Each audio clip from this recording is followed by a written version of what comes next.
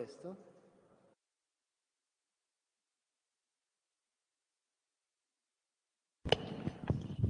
Could you hear me now? Oh, ok, grazie.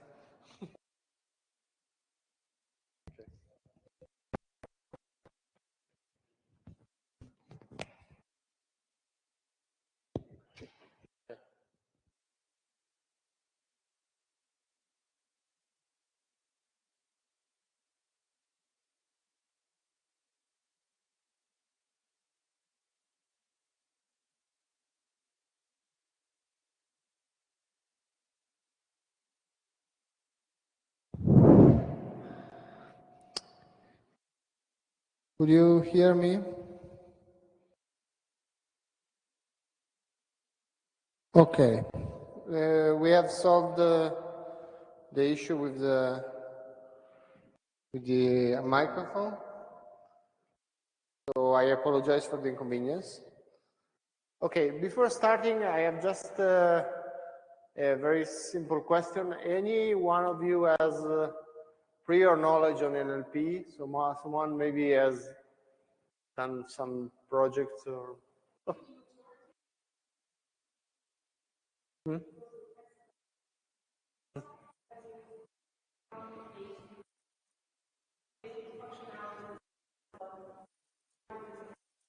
Mm-hmm.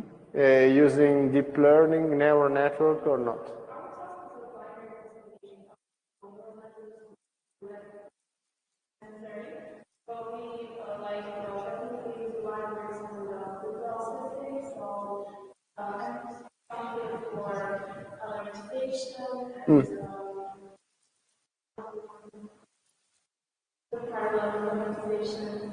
Stemming.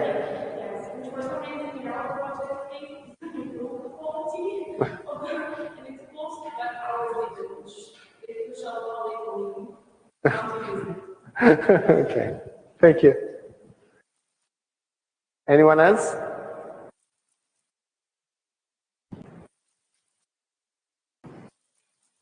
Okay, no problem. Just to have a clear picture of what's your prior knowledge.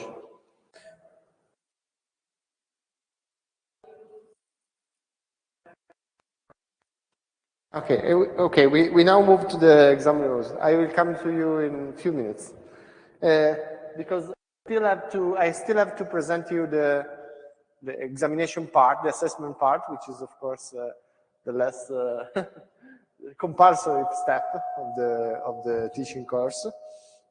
It will consist in two parts. One is a written exam, and one is a project, a team project.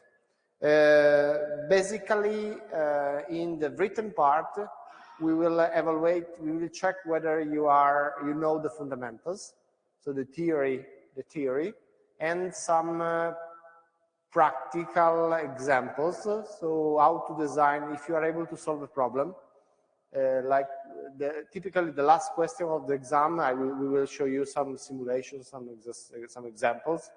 Is a problem solving. Like this is the scenario. These are the constraints. So you have some constraints. You are in this situation. You have this kind of data. How to solve the problem? I tell you what is the task, the objective, and you have to design a pipeline. So I should do this and this and this. I should combine this and this. Since the problem has the data has this peculiar characteristic, I should use this instead of this. So this is problem solving. This is part of the written test. The remaining part are closed or open questions regarding the theoretical aspects, for example, the models, the embedding techniques, the preprocessing, something theory, because you are expected to know the fundamentals. What is peculiar for a master degree course with respect to what you can find, for example, in some tutorial or some training course outside university, is that we try to provide you with the fundamentals, the theory. So you must know also why, so give at least an idea and the formalization of the problems. not just practical solutions. So let's try to open the library, use how to use Hugging Face. If you are just a practitioner without any, let me say, prior knowledge on the theoretical fundamentals, probably you will be able, if you, with some efforts, to use these libraries to solve, for example, classification, or to do, for example, sentiment analysis, because they are steps, practical steps to follow, and then you can achieve some result. But the point is that you don't have a deep knowledge of what is behind these solutions. Is that solution really effective? Is it the best one you can achieve for under specific constraints, like time constraints, memory constraints? Is it scalable? Is it portable to other situations? In order to answer to these questions, you will need more deeper knowledge of what is behind these solutions. So we try to, let me say, try to open the box and see what's inside. And this is, of course, the most very relevant part, which will be assessed in the written test. And the maximum points for the written test is 22. And of course, the remaining points are 10, so it's a significant portion of the examination of the grade is devoted to the project work, because we think that, of course, theory is not enough. You need also practice, and doing a practical activity that allows you to reason about this a practical problem, how to solve it, how to extend, how to apply it to, you have a starting point, you have a starting project, existing project. You can try to, you can figure out how to apply it in another context, or on similar data, or on text written in other languages. These are not trivial tasks that you should be able to address using the knowledge we teach during this course. So the project activity will be a project that we will assign during the course as soon as possible.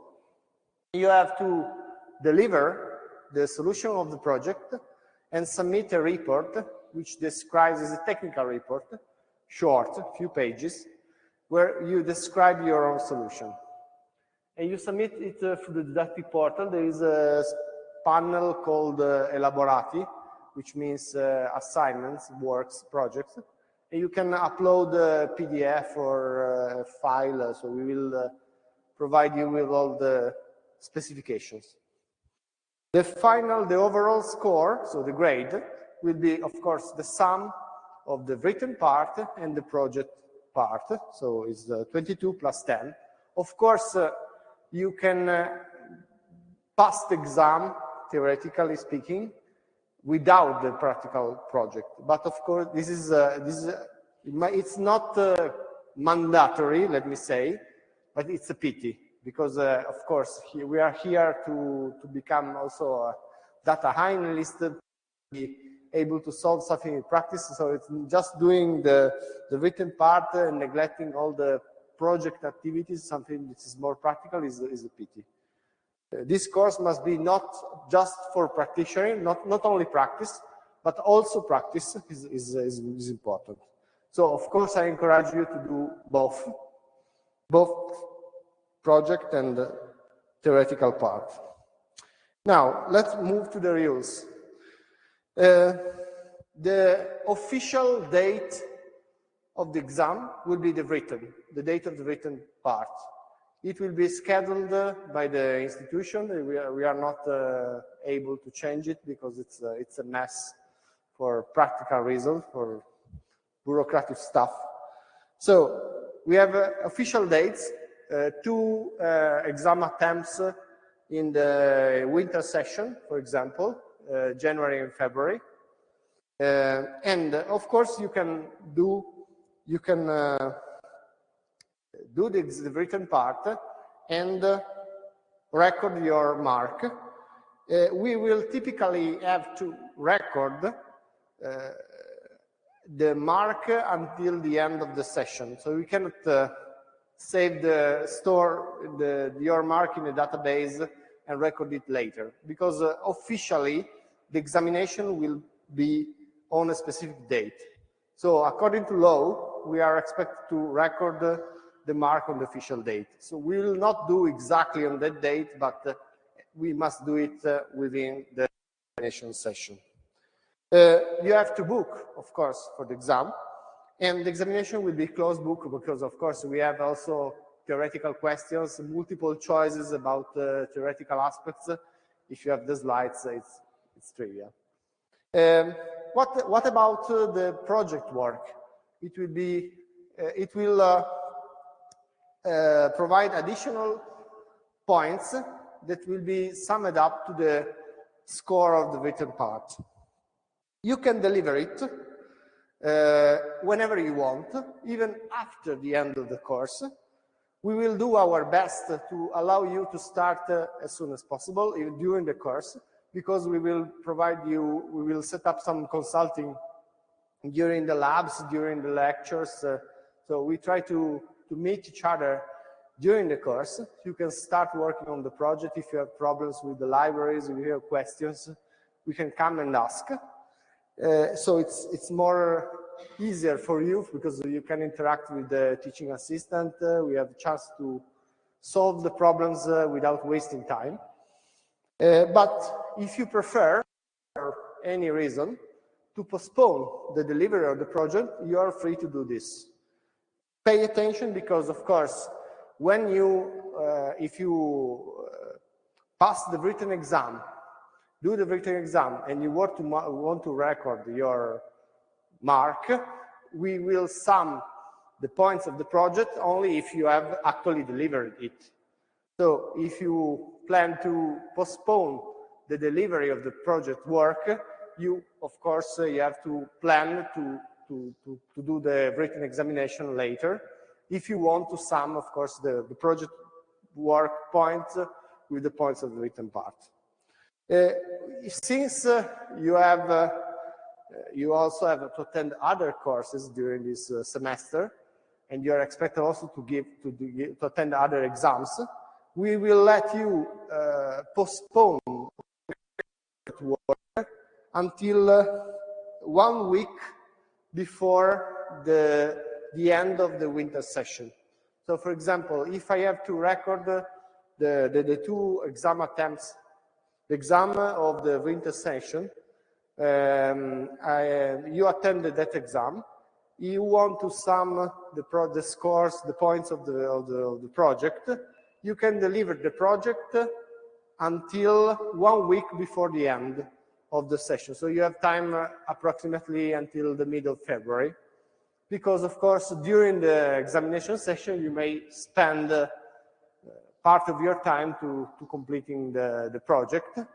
And we will do the same also for example, for the summer session, examination session. So the session will be in mid of June and July. Okay, you can attend the written exam in June and deliver the project whenever you want, but no later than 1 week before the end of the summer session. So if you have not delivered the project at the end of the examination session in which you have attended the exam, you have, of course, I can record your mark. You can reject it if you want. You are free to reject if you want. But if I have to record the mark, I will record only the written part. So I cannot sum up the points if you have not delivered it yet. So you have to plan especially your project work activities, and to join other students who are willing to attend the exam attempt approximately in the same session of you. Because, of course, if you are doing a project with someone who would like to postpone, it's not feasible, okay? So just to make this clear, you have you can decide which groups You can tell us, I work with another guy, and of course, you have to decide when approximately together, when approximately you would like to deliver the project, and of course, based on this decision, you can do the written part.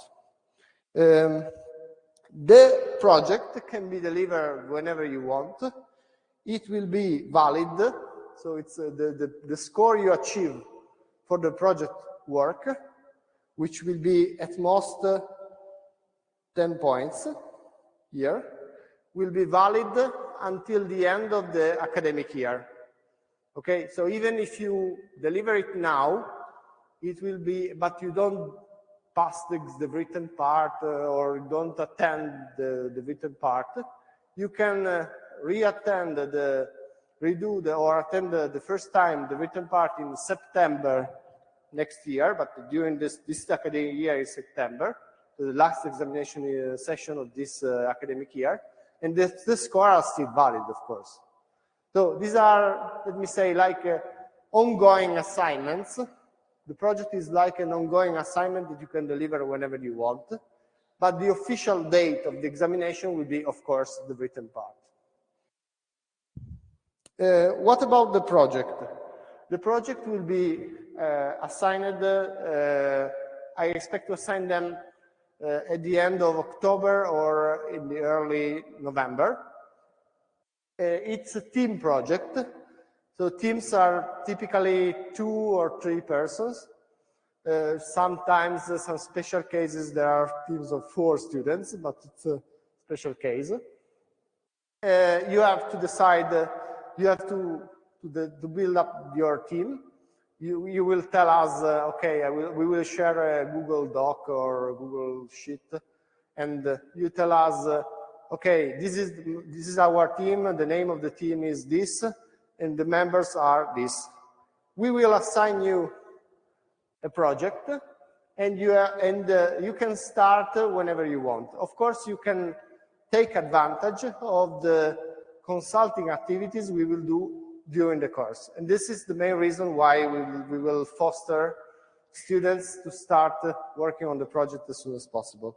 And this is also the reason why we will try to provide you with the fundamentals at the beginning of the course so that you can start during the second part of the course. The project will be delivered. You will deliver the project report, where you also add a reference to the code you wrote, so your implementation, where you typically we will ask you to share a repository like GitHub or similar, where you put everything in a way that is reproducible, so we can follow your indications and reproduce the experiments you have done, just running the code and with the correct specifications. So the reproducibility of the code is also part of the evaluation of the project. We can assess, once you have delivered the project, we assess both the report, the written report, and the code, of course. And then we will do it shortly. So if you deliver, for example, at the deadline, so 1 week after before the end of the session, we will set up the discussion, an oral discussion. We will evaluate them shortly in the next days, and we will set up a brief discussion with each group before the end of the session. After the discussion, you will have the score, the final score, the final evaluation.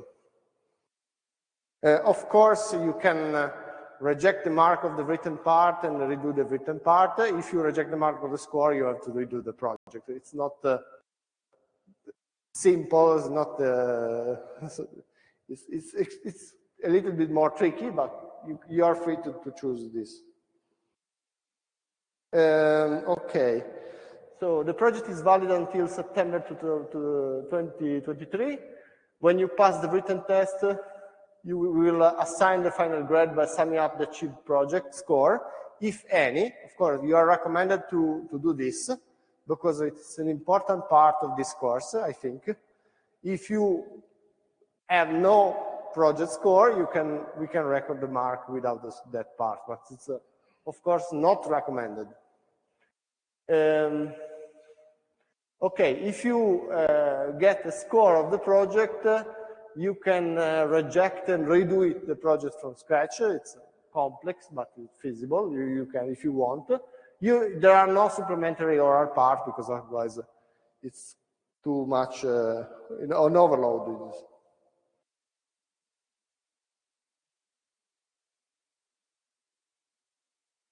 Okay, so what will be the delivery of the project consists in the delivery of a short report describing the key aspects, delivery of a link.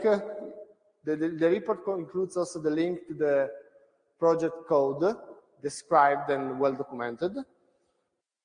And then you can give a presentation of we have a discussion. During the discussion, which lasts approximately 20 minutes, something like that, no more than half an hour, you have to briefly describe your own solution. You can use some presentation slides, but it's not mandatory. Usually, during the past year, all the teams have come to the discussion with a short presentation. Each member of the group has to present part of the project, of course, because the project is not a teamwork. Since it is a teamwork, we expect that each one knows exactly what we have done, and each one contributes equally to the project work. So each of you has to present part of the project, and we have a short discussion with question and answer on the project. Okay. Any questions about the examination rules? Please.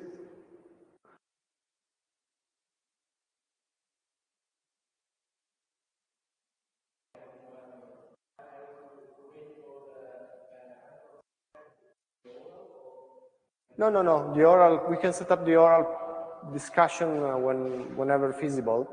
Now, what is constrained by the official deadlines is the written part. This is the official date of the examination. We can also even anticipate the discussion of the project if you deliver it early. You are free to do this. It depends also on your work related to other courses you are attending this session. You are free to choose whatever you want. Okay, for the consulting, okay, you can, of course, you can send an email. We can set up specific appointments.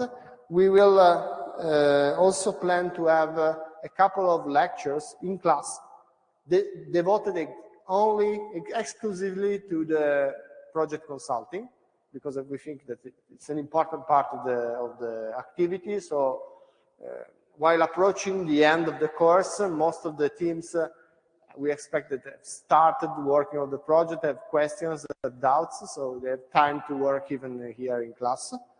And you can pose questions related to methodological questions. So how to design our pipeline, what is the best methodology, what is the best solution, and some theoretical aspects, and also some evaluation aspects, how to evaluate our project.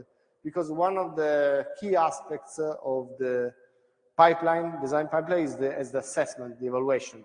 So if you are able to design a complex pipeline, but you are not able to evaluate quantitatively the quality of your results, it's hard to say that your solution is effective, because we don't know, actually. So you have to design also an assessment procedure, which is coherent with the literature, with what some prior works have done before. For methodological, theoretical, and assessment part, I will answer to your question.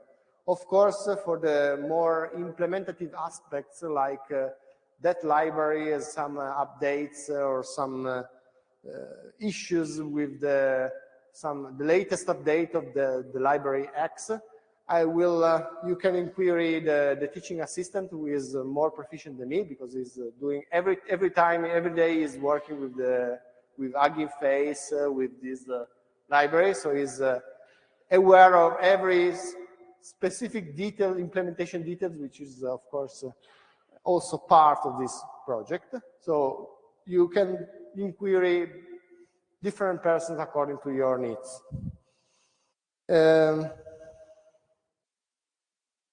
Okay. We recommend to start the project as soon as possible. We are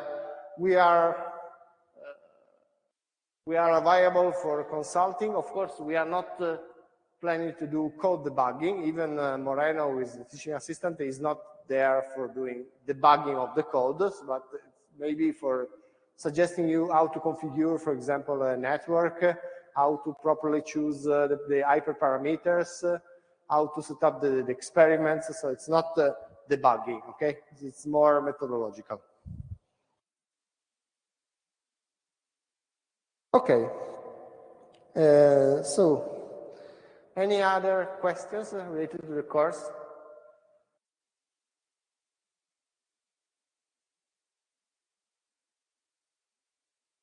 Of course, we will, at the end of October or the early November, we will have a lecture dedicated to the project. So we will present you the goal of the project, the structure of the project, the topic of the project. So we will have a dedicated lecture.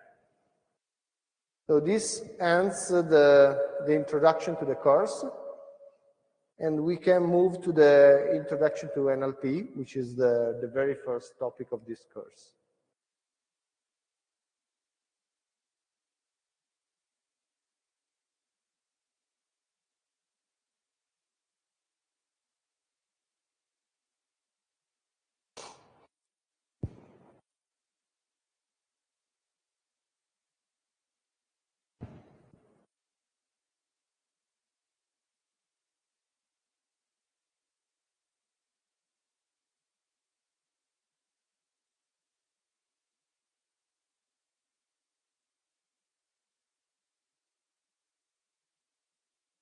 Okay.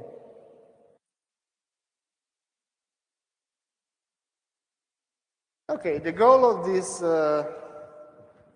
first set of slides is to explain briefly what NLP does, so what are the objectives, the main techniques of NLP, and the main applications. So in this first lecture, I will overview the history of natural language processing, starting from the beginning. So even when machine learning was not so popular, so when the hardware, the GPUs were not so powerful, so when most of the computation was based on simpler models, as we will show you in a few minutes.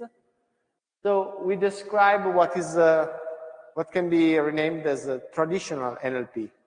Then we will, during going on with the course, we will introduce what we call deep NLP, which means a strong synergy between deep learning and natural language processing. And of course, nowadays, most of the state-of-the-art solutions for NLP problems take advantage or rely on deep learning and machine learning architectures.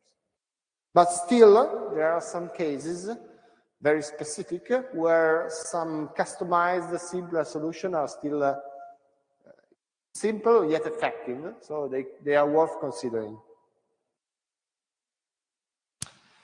In this presentation, we will introduce the key work related to natural language processing, the key steps of an NLP pipeline, and the main phases of what we call text preprocessing. So what we have to do when we have to handle a raw text, which is inherently noisy, inherently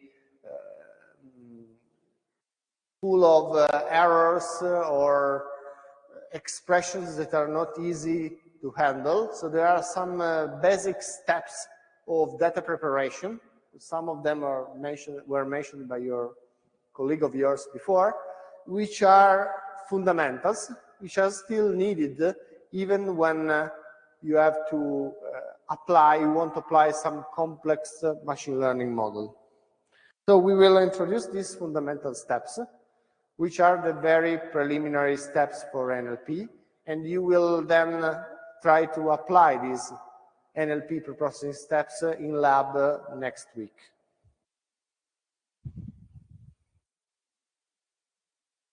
Okay, what are the types of data that we have to handle? Of course, textual data is, textual data sources are pervasive. You will find textual sources, documents in plenty of different scenarios.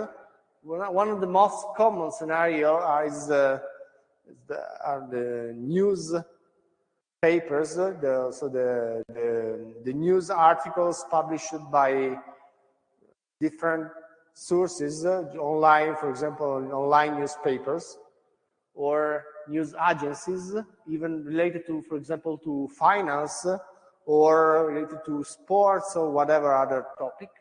So these are huge, these produce huge amounts of documents which have peculiar characteristics. For example, the news are relatively concise pieces of text with a specific syntax, which is significantly different from, for example, social network text.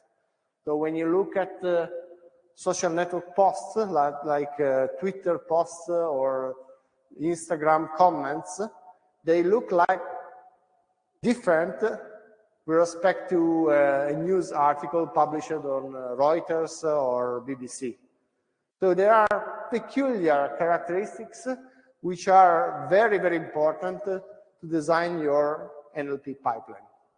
So not only the syntax, the vocabulary, but even the structure of the text. For example, using short sentences, using punctuation, using abbreviations. Of course, these characteristics, which are, for example, peculiar of social network messages, make the understanding of the text more complex, because you need to understand the semantics of let me say, neologism, forms of expression that are not written in some vocabularies. So you have to reconduct some slangs or neologisms to some existing known forms, which is not trivial. Every step you add to your pipeline means that every step adds also some level, to some extent, some level of noise, some errors. So if you do some further approximations while coping with different transformation of your text, you start from a raw text, which is practically not usable, to a cleaned version of the text, which is usable, which can be processed by a machine learning model, by a deep learning architecture, but it's not exactly, it does not convey exactly the same information as the source, because you miss something. You have to apply some approximation, some simplification. You lose some information. Okay? We try to preserve, let me say, the key information, the semantics, using some ad hoc transformations, like, for example, the embedding representations, which try to retain the key semantic information conveyed by the text. But of course, no, there is no magic solution that solves any problem. So we need to customize our solution to the context. These are simply examples of context in which you have to apply maybe the same solution but with different settings, or even completely different solutions to solve the same problem.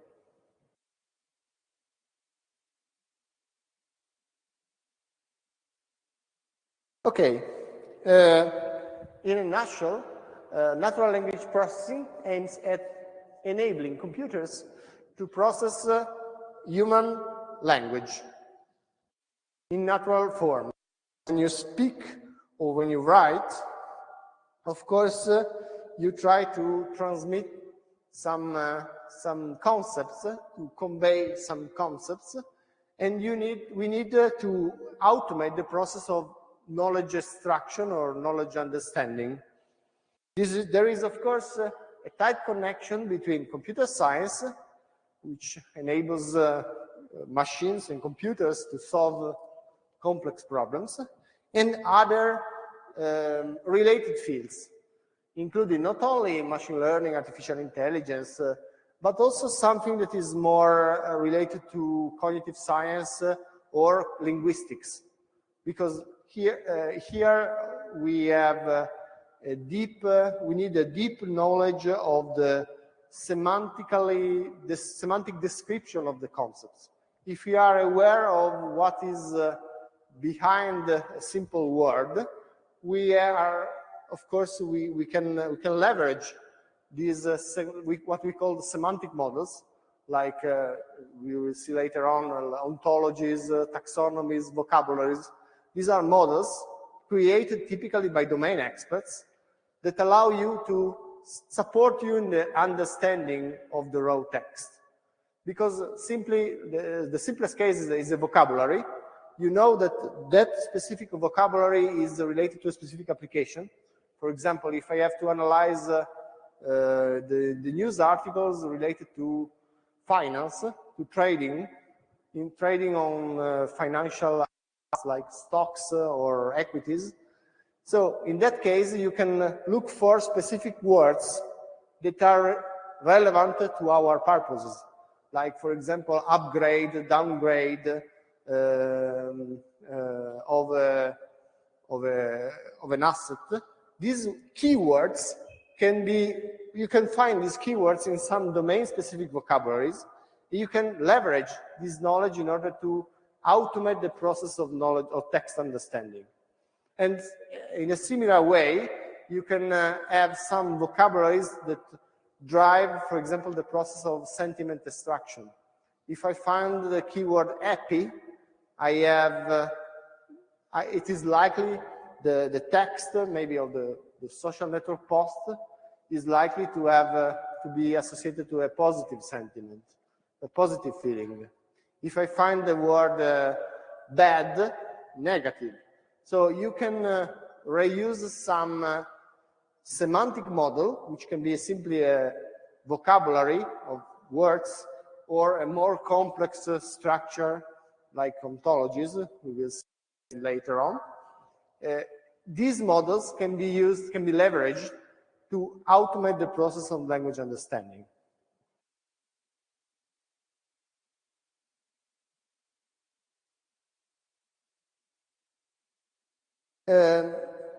There are applications where this connection between natural language understanding and machine learning is very tight and very complex.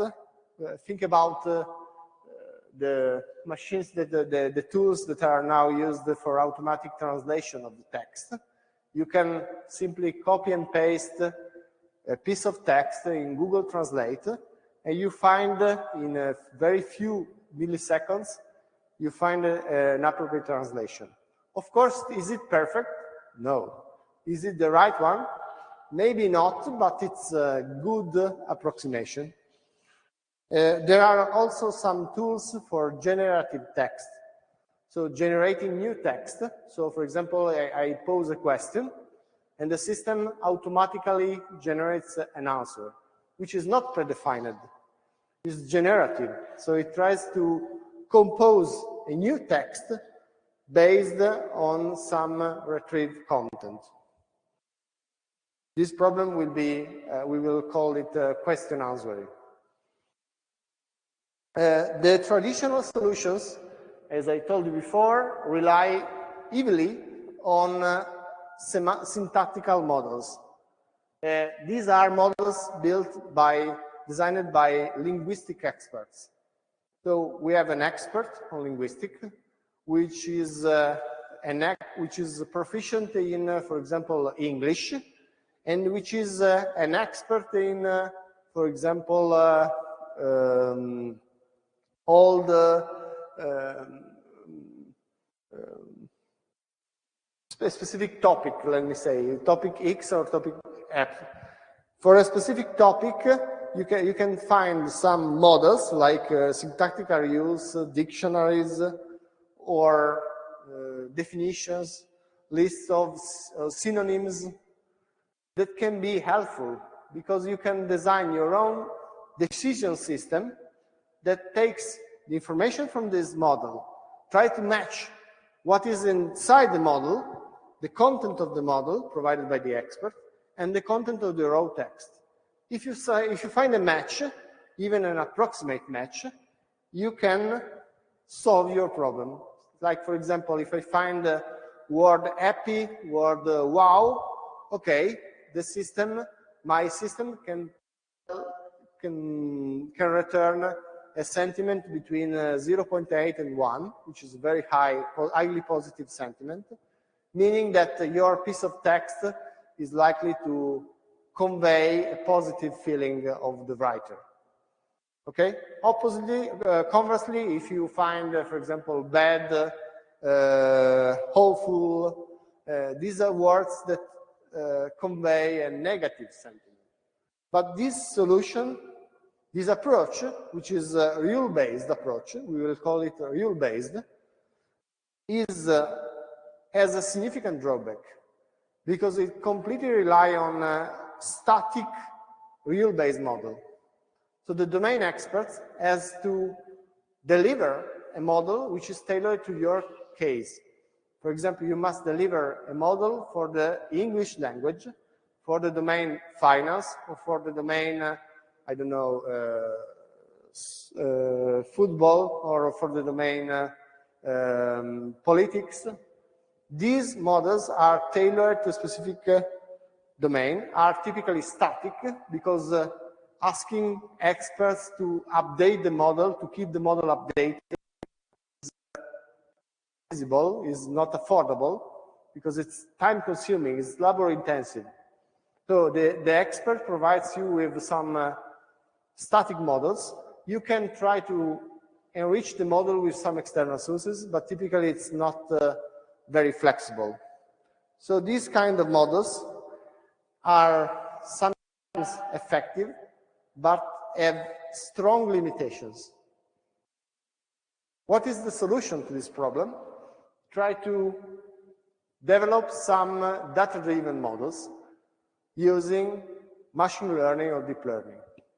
So what comes next after the traditional NLP? The next step is the application of machine learning and deep learning to automatically learn what are the features describing your data that the network, the model, has to consider, has to focus on. This means that you don't rely on a static model designed manually by a domain expert, but on some learning process which is automatic, which typically needs a massive amount of data, not just a few documents, but hundreds, thousands, millions of documents.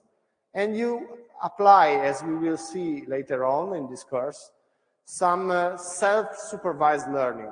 So the network typically tries to learn itself by solving some specific task and you try to leverage what the network has learned to solve some new problems in a more flexible and more efficient or more effective way. So it is a combination of different areas, which are all included in the AI field, which is very, very general. But they can be split into areas which are machine learning, deep learning, which is a subpart of machine learning, let me say, and NLP, which is a separate but not completely disjoint research area.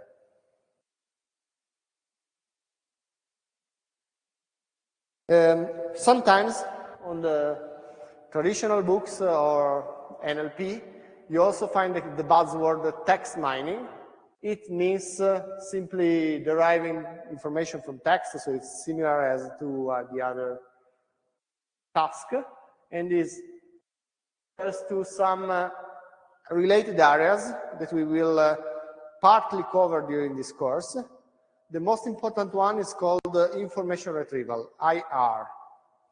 Information retrieval is a sub-area which is strongly related to text, but not only to text, because you can, the goal is to retrieve some resources according to some query, user-specified query. A user or a system poses a query, so he asks something, like for example, if you Google something, you type a query on Google, few words that describe what you're looking for, and then Google returns something. This is the problem is retrieval. So you have typically you have a collection, a huge set of contents, heterogeneous contents, potentially in our case described by textual metadata, and you would like to retrieve something that is pertinent to the query. Okay? This is a problem of search.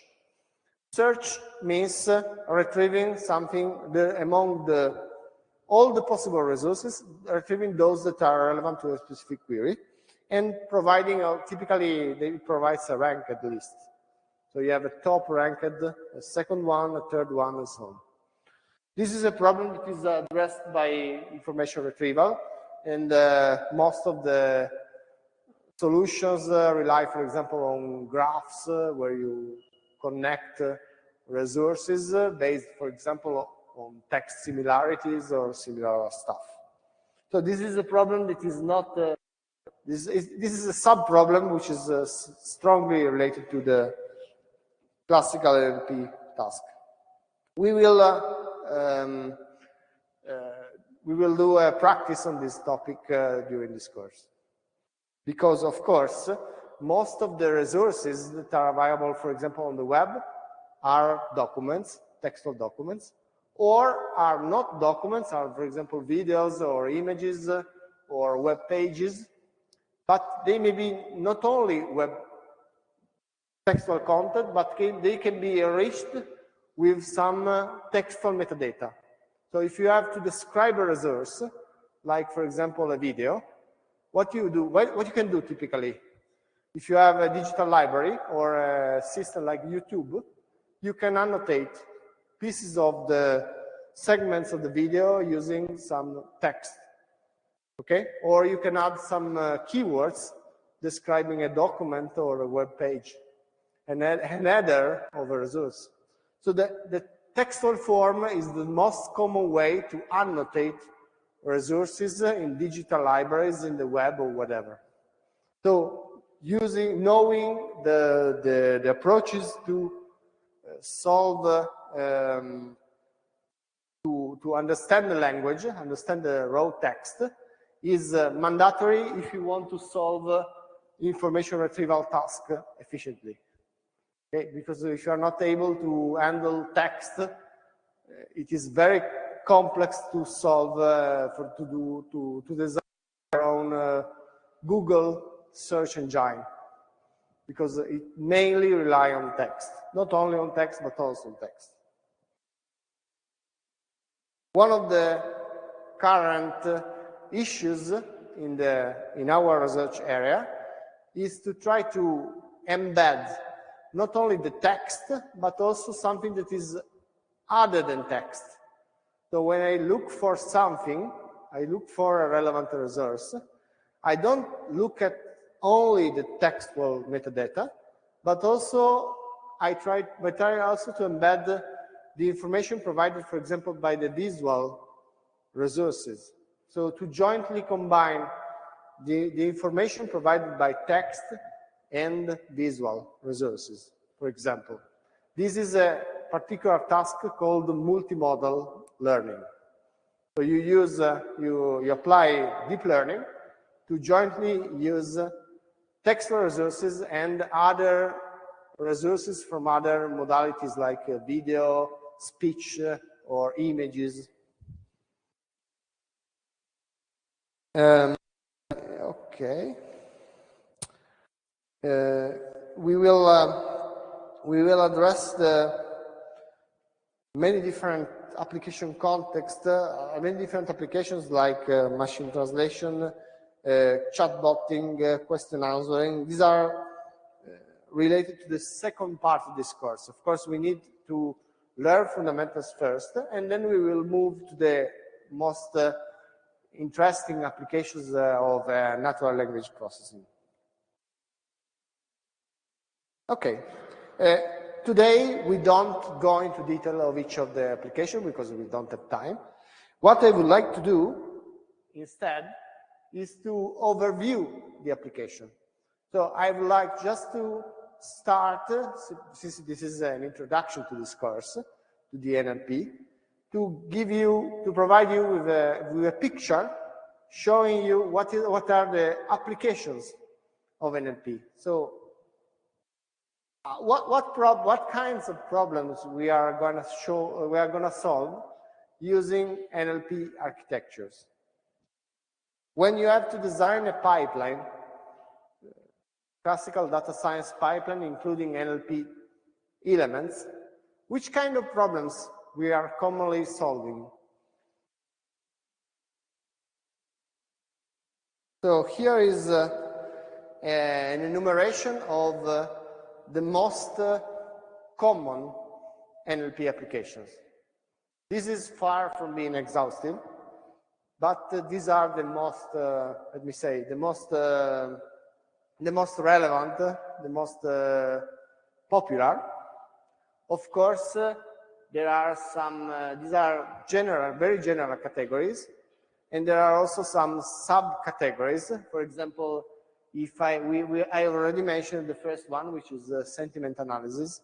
The sentiment can be, for example, the opinion of a user, like, for example, the opinion of a hotel guest, or can be the opinion of a social media user, and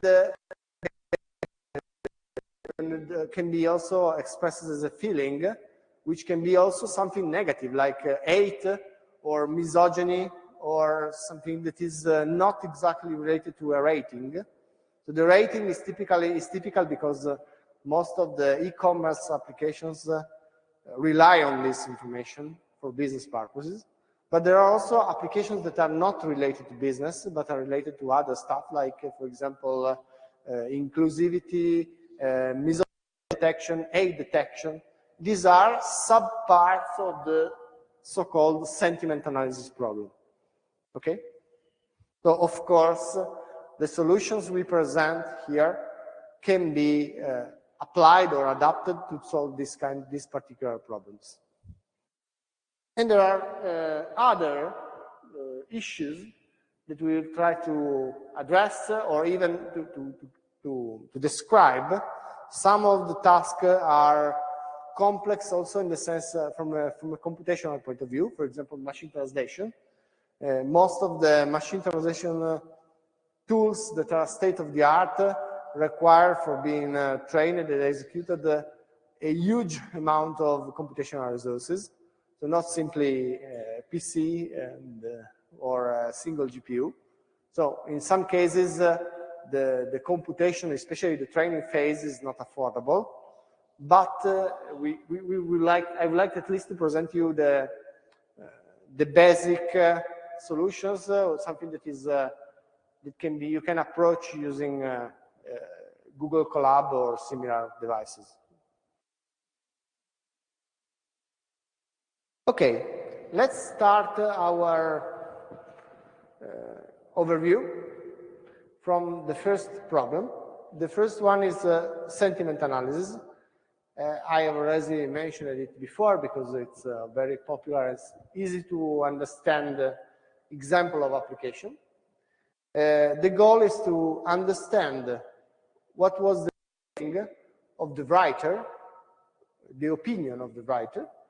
And of course, this is the case when you have a written text, so it's an handwritten text, and I want to understand, to discover the feeling of who's the writer. If you are, for example, recording an audio speech, then I can generate the transcription of the audio speech and extract the sentiment from the audio transcription. This is possible just looking at the semantical meaning of the words. So, for example, if I use words like "wow," this expresses a positive feeling. When you are coping with a document, a textual document, the document as itself typically contains text or other metadata like structure information of the text, so how the text is composed, and possibly other information, images. And similarly, if I have to cope with an audio speech, I can extract some features describing the source data which are not text. For example, the volume, the tone of voice, the presence of noise in the room, the number of speakers, are properties that are not related to text. But can you exploit such information in order to solve this problem? Of course, yes. So this problem is semantic analysis. So the understanding of the feeling, the emotion, or the opinion is a problem that has become popular in natural language processing, but is not only specific for textual applications, because you can also try to leverage other kinds of sources like images, videos, or audio sources in order to better address, to more effectively address the same problem. Okay? So now today, this course is focused on NLP, so we will mainly neglect all the features that are not related to text. But of course, there are possible extensions. We have, for example, master thesis works, projects that are related to multimodal learning, which try to do exactly that. So to enrich some models that are, for example, originally used in NLP for doing something that is not simply NLP. Okay. What are the use cases for sentiment analysis? One trivial case is the analysis of the review of an hotel or a service. Reviews are typically short pieces of text written by customers, by hotel guests, and they convey typically a sentiment which is depicted using these pictures, these icons, as positive, negative, or neutral. Typically, we assign a score between 0 and 1, or between -1 and 1, which indicate the opinion, which summarize the opinion as positive, very negative, neutral, so and so. These are general problems which are very well known in the data science area. There are sub-cases which we will try to address during this course. We will dedicate some lecture to talk about this. And one of the typical problems, sub-problems that we are going to address is the so-called, is so-called aspect-based sentiment analysis. So for example, if you write a review of an hotel, you can write, okay, that location was fantastic, great, great stay, everything okay, recommended. Okay, I can apply NLP, I can use even some simple rule-based system, look for some hot keywords that indicate the feeling or the opinion, and tell, okay, this is a positive sentiment, green. But what if I write in the review, okay, the location was good, the place, but the food was bad, or the room was dirty. So you have contrastive opinions within the same review. The contrasting opinion are due to the fact that the sentiment is not global, but local to specific aspects. Okay? So this is called aspect-based sentiment analysis. So you're not simply assigning a score, an overall score, but you are trying to specialize this, okay, according to different aspects. This is a typical extension of the existing applications. Then there are other use cases. For example, I already mentioned the analysis of financial news, for example, to invest in the financial markets, to provide some recommendations for investments, or hate speech detection, to remove some hateful or offensive pieces of text automatically without the human intervention, or to detect advertisements. For example, if you listen to a podcast, an audio podcast, there are often some portions of the podcast which include advertisements. So there are systems that automatically detect that pieces of the podcast which are randomly included, inserted in the audio record, and try to detect them, or highlight them, or remove them. This is a task which is related to sentiment analysis. So sentiment analysis is, let me say, a class, a category, which includes different tasks. If you are able to recognize the task, to understand that, okay, this is that problem, you are able also to understand which are the steps needed to prepare the text, which cleaning steps I need to apply, which are the solutions that are available in literature, which architecture, how to evaluate the system. So this is exactly what we want to do, what is the aim of this course. Learn how to design a pipeline, which is not simply run this algorithm, because typically it's not one algorithm. There is no magic solution, magic box that solves everything. It is typically a complex solution that requires, of course, a deep knowledge of the categories of problems and then of the sub-problems. Here is an example. If you want to play with some sentiment analyzer, you will do it also in the practice, but if you want to, you can do it even early. There is a nice library called VADER, V-A-D-E-R, which is rule-based. So it's simpler, but yet effective, because in this case, the author did a great job, especially on English. I don't think it includes languages other than English, but they did a great job in processing text, so with some static rules, and it returns these scores. You can see here in this example. So, for example, this is a function. You the input is the raw text. Okay, the raw text you want to analyze is the phone is super cool.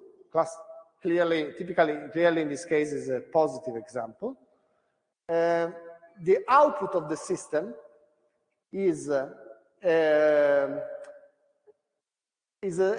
are 4 numbers, 4 scores, each one associated to a different sentiment level. So the negative, neutral, positive, and compound.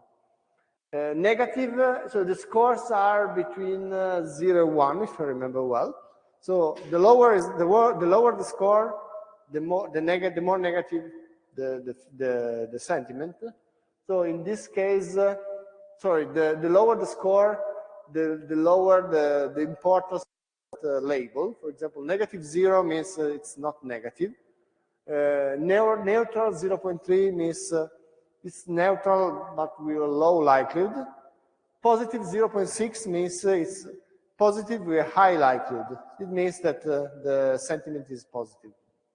Then compound is a combination of the other that tries to summarize the outcome of each predictor in a unique number, which tells you, okay, the system is the piece of text has a positive sentiment with score 0.73.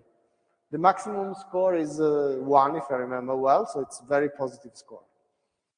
So you can, if you want, this library is, here is a GitHub project. You can copy and paste this on your browser and look at the project. It's a nice project and very, very, very good performance. Even if it relies on simple rules, it's not deep learning or style.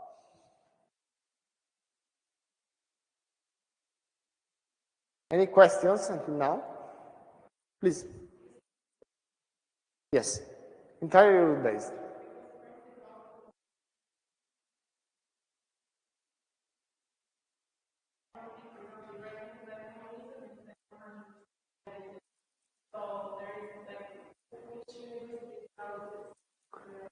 I don't remember exactly, but the early version was entirely rule-based. We can together right now.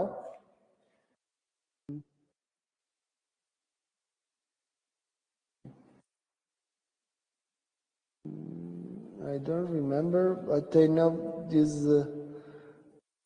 Okay, here. If you are interested in, here is a. Okay, this is a meta license. Usually, within each project, they will add the reference to the paper you are going to cite if you want to explicitly use this in your works.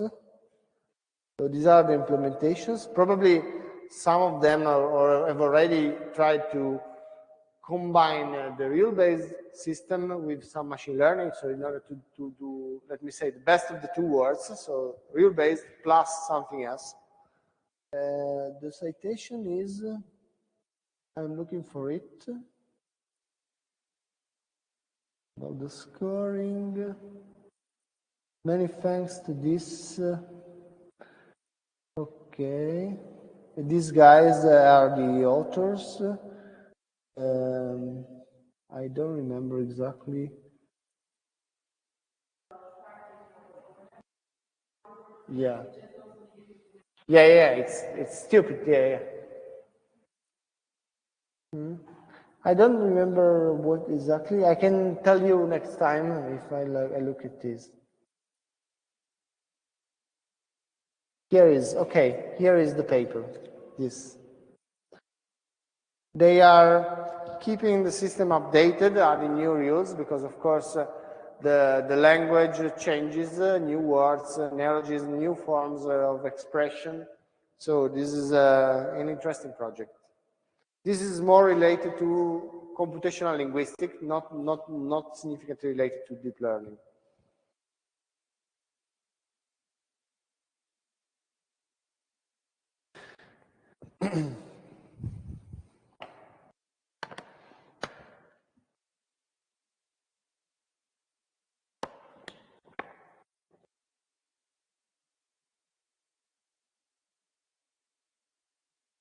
Okay, let's move on. Our overview. Let's move to the second example of second category of NLP applications. I mentioned this, which is very, very popular, which is called text categorization, which is also another way to call text classification. So since you are from data science and engineering, you are expected to know what classification is. Classification is an established data mining technique aimed at predicting the label, class label, so category, a discrete category, to assign to a given sample based on a model which is learned by using a classification model, trained on a set of samples for which the corresponding labels are known.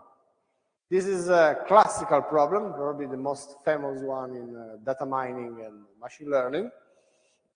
And of course, the peculiar characteristics of classification are that the problem is supervised, so it needs some training data samples, for example, documents for which the corresponding category are known. So each sample has a label already known, at least for the training set. You learn the properties of the text, which are helpful for predicting the category given a document. For example, looking at peculiar text correlations between specific words or combinations of words correlated with the label. And then you try to predict, to apply the model you have learned on a new document for which the class is not known. This is a very established problem.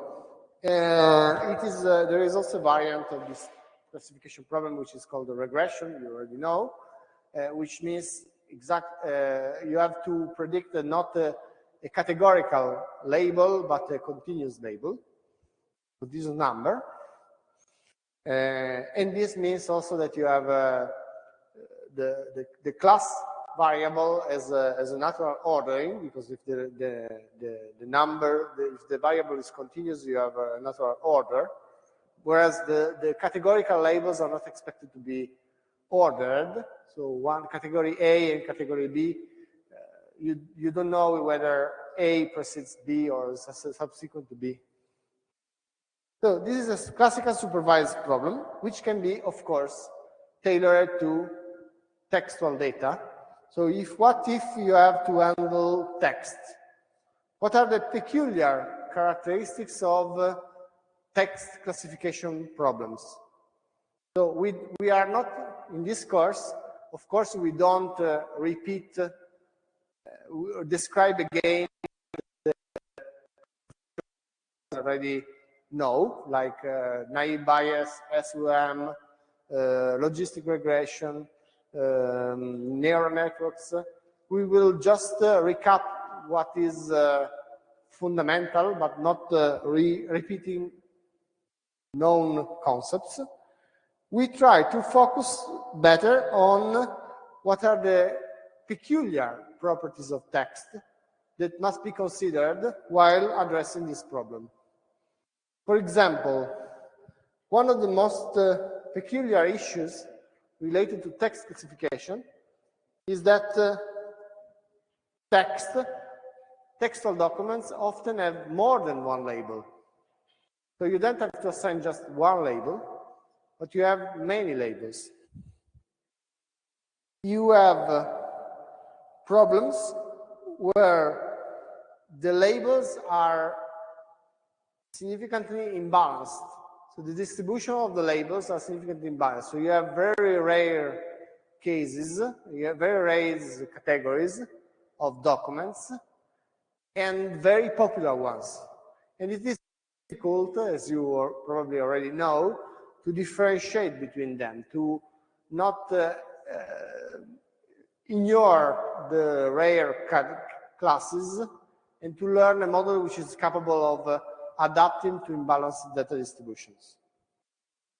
These are problems that are very, very frequent in text mining. So we must recall or deepen to the study of this, because these are typical cases for NLP. Let me mention some use cases from the real world. For example, if you have to detect spam in an email message, in this case, of course, you have to detect some keywords that are potentially that led me to assign category spam. So, for example, in this case, if you have an email message, you can look into the content of the message and you look for some peculiar words or combinations of words, for example, in the title or in the metadata or in the text, in the content, which are likely to be related to a spam message. Of course, this is not the only option you have. Typically, anti-spam systems look at check the reliability of the sender. So look at the email address. They try to use also other features, for example, the presence of attachments or something else. But this is another problem which is not related to NLP. So we try to understand what are the peculiar issues related to text mining when you have to cope with this kind of problems. There are scenarios like, for example, ticket management, which are very peculiar because, for example, here, ticketing is a very popular problem, especially for online services and for big companies. For example, customers of online services commonly open a ticket when they encounter some problems. For example, you try to use online services, a cloud services or a platform for learning, or for gaming, for trading. It doesn't work, something goes wrong. Okay, I open a ticket. The ticket is typically a message. You can send either an email or send a message through the platform, a chat, with a chatbot, for example. And here you get the request of the user, or in other cases, it can be the request of a customer of a big company. You have to, a typical problem here is to automatically label this request, this ticket. If you open a ticket, this ticket will be annotated with a label, one or more labels, that refer to the purpose of the request. According to the purpose, so according to the ticket label, the message will be, the request will be forwarded to the appropriate officer in charge of solving that problem. So if, for example, if it is a matter of authentication, there is a guy in charge of solving that problems. If it is a matter, for example, in a big company, you open a ticket, if, okay, my PC doesn't work, the battery is out of, I ask for a technician. Okay, they have to forward a specific request to someone. This is a typical problem where you have to cope with textual data, the text of the request, and to understand what we call later on in this course, the intent of the user. Okay?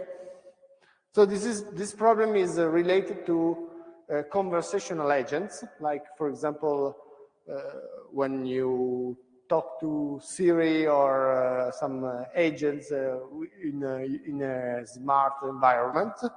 But in this case, this is the very first step is text categorization, because you need to assign first a category which tells you the intent, so the purpose of the request. Typically, the request, the intents, so the categories are many. So you have many categories. So the problem is multi-labels. You have multiple labels. It's not just a binary problem, which is simpler, but you have many categories. So the performance of the classifiers can be critical because you have to choose among maybe 50 different categories. And in some cases, the request is related to not just one, but is related to multiple of them. Maybe you have 50 different categories, and among them you have 2, 3 categories that are valid for your request. So you have to assign both categories, not just one. So we will explore how to solve these problems, which are practical problems, for known solutions. And of course, we can rely on state-of-the-art deep learning architectures.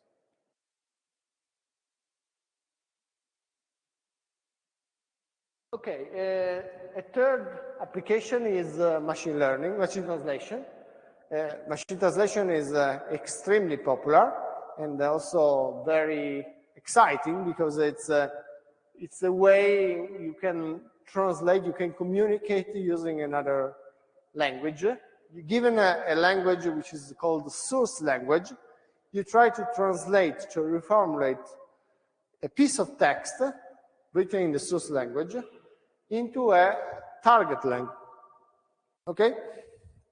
And the goal is to automate this procedure, so without you translate the text without human intervention.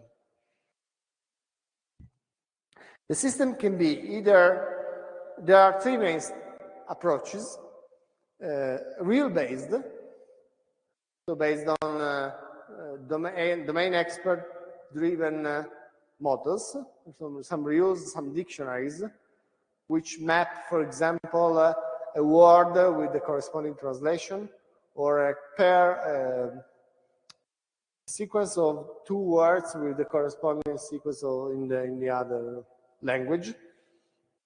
Statistical methods, which typically don't try to match single words, but try to match longer pieces of text, like sentences or short phrases. They find the best, let me say, mapping between 2 pieces of text, one in the original language, and one in the source language, one in the target language, and deep learning solutions. Deep learning models are clearly now the state of the art, and are also able to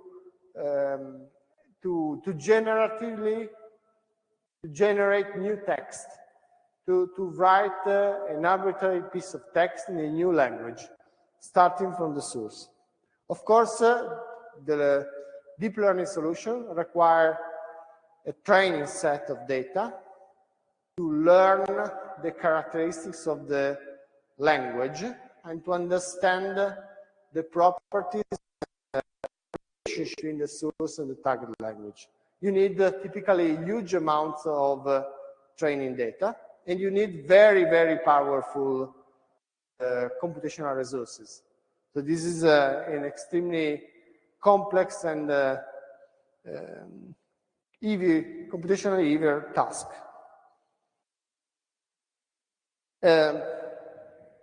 Here is an example. This is the most popular, Google Translate. You copy and paste your text, and you see the output. What we are interested in is the backend. So what is behind this? Okay. There are 3 solutions. So in a nutshell, the very first solutions that have been proposed by old-fashioned NLP experts are bilingual dictionaries, which map word in a source language to the corresponding translation in the other language. But these are solutions that are clearly suboptimal. These are suboptimal for many tasks, and especially for machine translation, because in machine translation, if you learn a new language, the first thing you see is that clearly it's not simply a word-by-word translation. A new language is not simply a translation. So if you know exactly this word, it's translated is this word, okay, you are not, the quality of your translation is very, very low. Most of the words are not easy to map because there are many relationships, and there are also some different ways of expressing the same thing, different structures of the sentence. For example, in one language, the subject is at the beginning, the other is at the end. So it's a nightmare. It's a complex task. So rule-based approaches, classical machine learning translation approaches perform really poor. They achieve poor performances. There is a step behind next, before using deep learning, which is called the statistical machine learning. The idea here is, in a nutshell, is to have some mapping between a bunch of sentences or pieces of text in the original language, in the source language, and a bunch of sentences in the target language. So they have many different possible translations, but it's a finite set. So it's not a generative approach because you are not generating text. You are choosing which is the best translation, given a piece of text in the source language. You are choosing which is the best translation among a set of viable options, but a finite set of viable options. Where in case none of the viable solutions, the viable options is correct, you will clearly choose the wrong solution for sure. So this is a faulty approach. So it's not the best you can do, clearly. But it's just a clear improvement with respect to the traditional approach. So the idea is to have candidate sentences in the source language, candidate sentences in the target language, and compute probabilities, basically.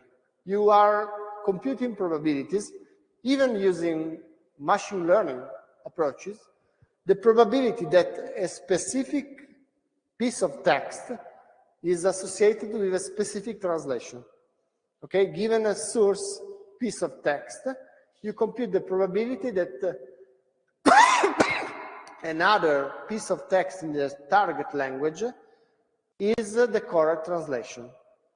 Then you do this for all the possible candidate translations, and clearly the best translation will be those that maximizes the probability.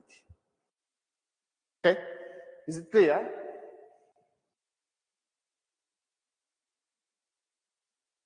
It depends on the domain, application domain. Typically, they are provided as from a knowledge base. So they extract some pieces of text from a large set of documents, domain-specific documents, and you use them as a reference. Clearly, if you want to address the statistical machine translation problem task using machine learning, you need a set of training set where pairs for which you already know the exact mapping. And then you learn how to improve this model. So it's not for free, because you need some human annotators that provide you with at least a subset, large enough subset of mappings from original to from source to target. And then you can, on top of this, you can train a machine learning model, like, for example, a support vector machine, and predict the probabilities.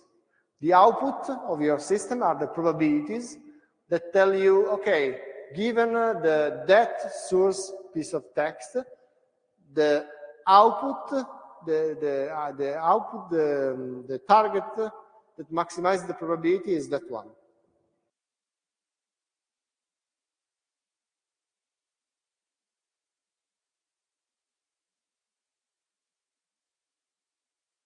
We will not use TensorFlow.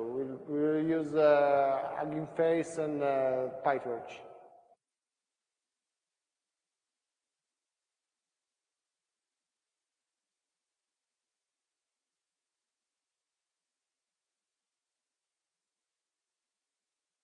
Okay, this is also called translation by analogy approach, which is of course not the best you can do, because you need a bilingual corpus of examples of matching between original source and target. There are solutions that rely on neural networks, which are more effective. And for example, one architecture is called encoder-decoder. And is basically, probably most of you already know the characteristics of this architecture, is a structure that is able to handle variable length sequences. This is the key property of this architecture, which takes as input the raw text in the source language. It encodes the piece of text into a vector, a fixed size vector of numbers, and this encoding will be transformed.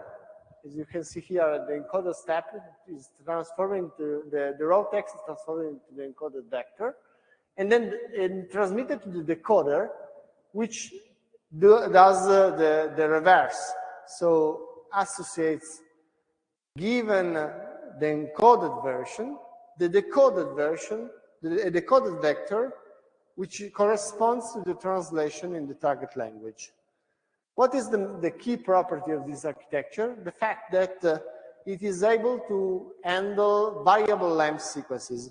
So typically, when you have a neural network architecture, you typically have a fixed size number of inputs and a fixed number of outputs, which can be one or more, depending on the architecture or the application. But in this case, this case is challenging because the input sequence has a length, like for example, you have n tokens, so a piece of text of n words, but the output translation is not expected to be exactly of length n, because maybe the translation is just n minus 1 or n plus 2. So the length is variable.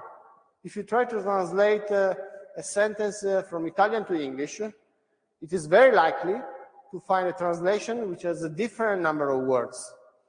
So it's not simply a mapping between static fixed size vectors, but you need to adapt to variable length sequences. And this is the most common architecture. We will see that this is the most commonly used architecture to cope with this problem.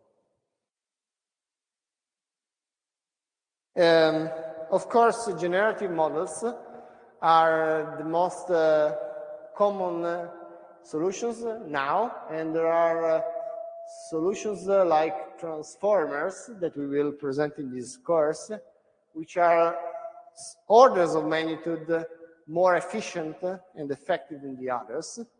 And so today, given the fact that large companies, Amazon, Google, Microsoft, have strong, high capability of computation, you are able to achieve very significant performances. One of the most famous architectures to solve this problem, we will see later on in this course, is called GPT. There are different versions of this architecture, which also addresses translation. And it's extremely powerful because it has been trained on a huge amount of training data, and it has been trained by joining the effort of many different teams, and so an extremely powerful network of GPUs and computation power. So it's not feasible to train it in a one research center. You need a cluster of research centers joining together. But this is a problem that is extremely computationally intensive. So you need powerful resources, you need money to solve this problem, but you can do it given this state-of-the-art architecture. You can approach this problem in, let me say, in a brute force way.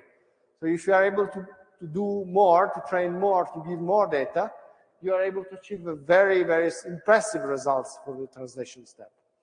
Clearly, you can do this if you are a big player. So it's not a task where small players, small teams can afford, because it's extremely expensive.